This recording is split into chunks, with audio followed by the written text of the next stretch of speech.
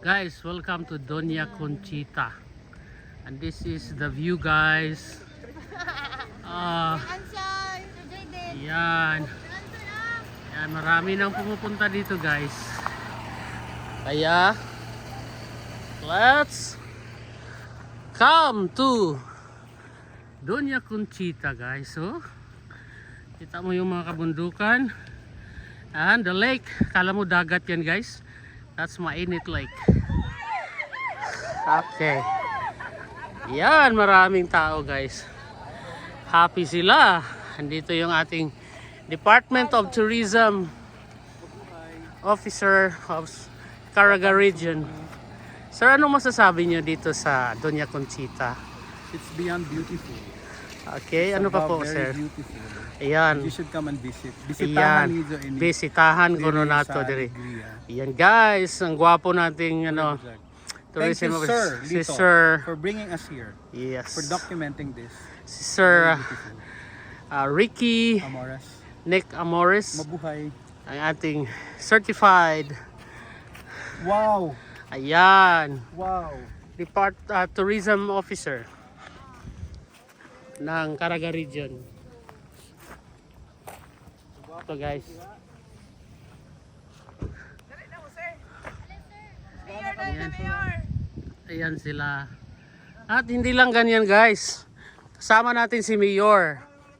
Mayor, ano po ang masasabi niyo sa Doña Conchita? Sariling gawa niyo po ito? Sariling gawa to, sariling asset. Ayan, kaya guys, mamaya pakinggan natin si Mayor.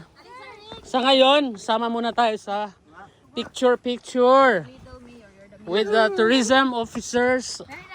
Ako dito sa gilid naman. Makatayo na lang ako, okay lang ako sa...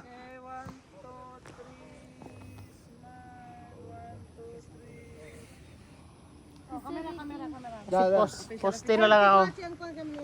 Ayun si Sir Nick. Andun sa house si Sir Ricky. Ayan. Ayan, nagpipicture sila, guys. Seryoso ang mga tao, guys. Pero nakasmile. Ayan. Tingnan nyo ang view, guys. Ganda rito, guys. Lalo na paghapon. It's a very beautiful place, especially in the afternoon or early in the morning.